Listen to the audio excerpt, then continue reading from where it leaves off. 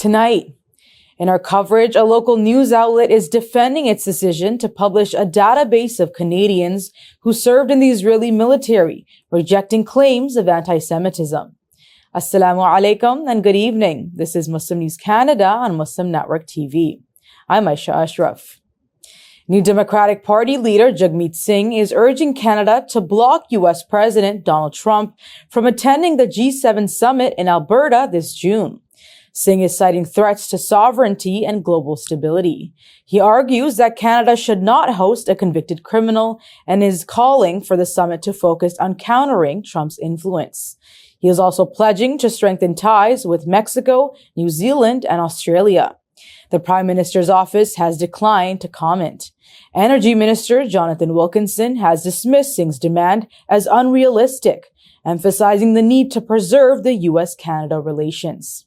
New Democratic Party MP Charlie Angus is backing a petition with over 23,000 signatures opposing Trump's entry.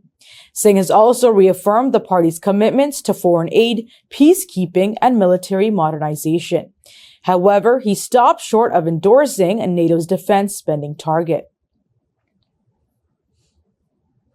A Canadian news outlet is defending its decision to publish a database identifying 85 Canadian Jews who served in the Israeli military.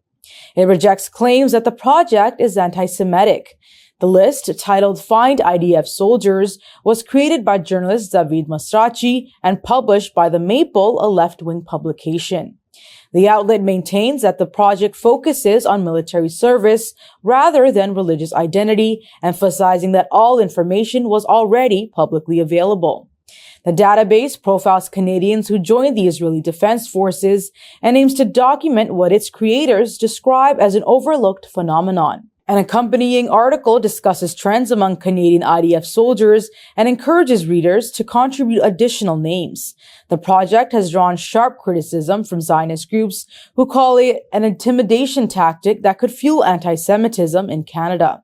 They particularly denounce the inclusion of Ben Mizrahi, a Canadian killed in the October 7th Hamas attacks.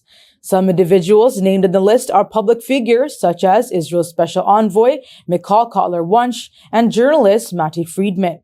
They have expressed concerns over being targeted. Athlete Leah Goldstein, on the other hand, has dismissed the backlash.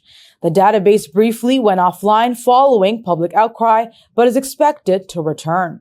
The Maple insists the initiative is a legitimate journalistic effort, shedding light on foreign military involvement by Canadians.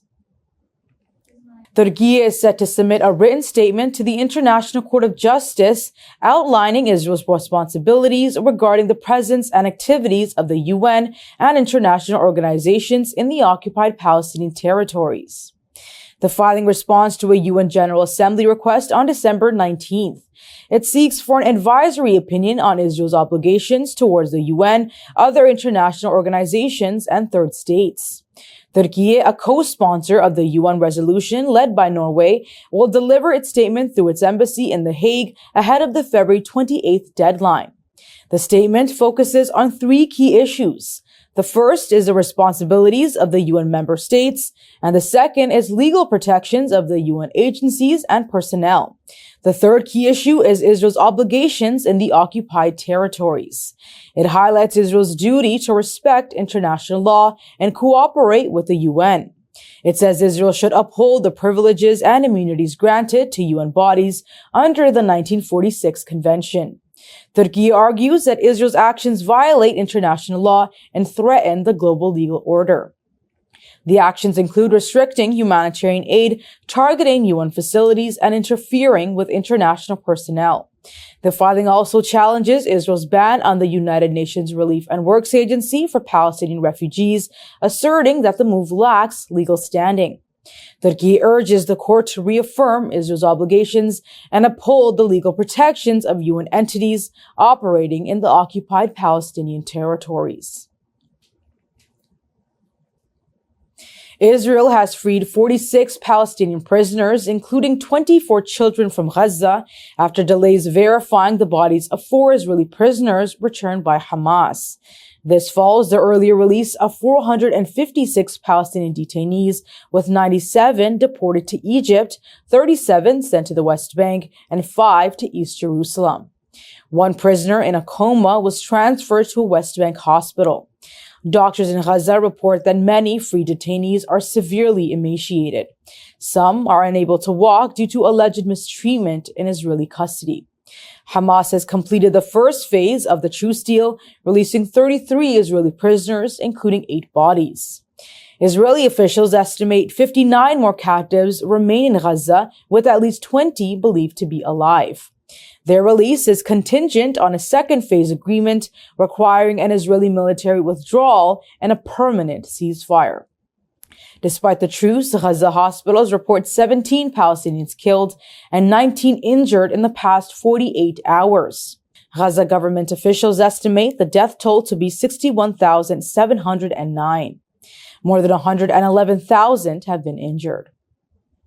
Billionaire Elon Musk has made a surprise appearance during U.S. President Donald Trump's first cabinet meeting of his second term. He stood at the meeting wearing a tech support t-shirt. Key issues discussed during the meeting were mass federal layoffs, tariffs, and Ukraine peace talks. Musk is currently leading the Department of Government Efficiency. He defends mass layoffs, calling them necessary to prevent the country from going bankrupt. Trump backs Musk's plans, announcing deep cuts to federal agencies, including the Environmental Protection Agency. This comes as Musk recently warned federal workers to justify their jobs via email or face termination. Labor rights groups call the move illegal. Trump has also pushed forward his gold card proposal, offering a fast track to the U.S. citizenship for $5 million. Critics call it a scheme favoring the wealthy. Trump says Ukrainian President Volodymyr Zelensky will visit the White House for a rare earth mineral deal. However, Trump says he will not commit to security aid.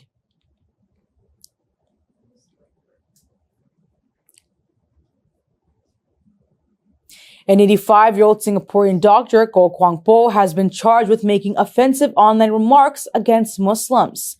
Kwang Po allegedly posted anti-Islam comments on Facebook in April 2021, linking Muslims to crime and dishonesty. After receiving reports, police launched an investigation in June the same year. They uncovered similar remarks he had posted from years earlier. Kwang Po left Singapore in January 2022, but returned in October 2024. Later, he appeared in court without a lawyer with an intention to plead guilty. The case has been adjourned to April 9th. Kwang Po previously gained attention for co-authoring a letter opposing Singapore's COVID-19 vaccination program.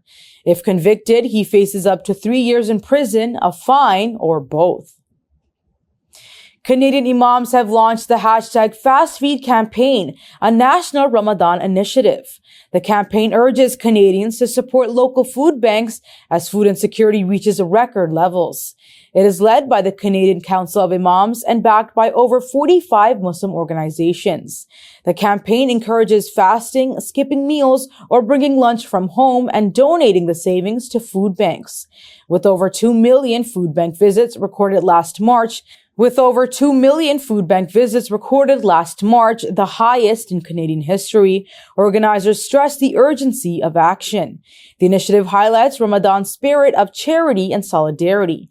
Donations will be collected through mosques and platforms like give30.ca throughout Ramadan, running from March 1st to March 29th.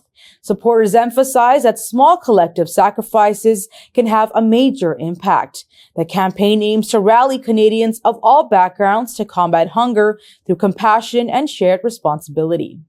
That's all from our Toronto studios. Thank you for watching Muslim News Canada. We are a community channel dedicated to bringing you stories you can trust. Please like, share, and subscribe to our content. You can also comment to let us know what you think of our coverage. You can donate now by visiting muslimnetwork.tv/donate. For more content, keep watching Muslim Network TV. Salam.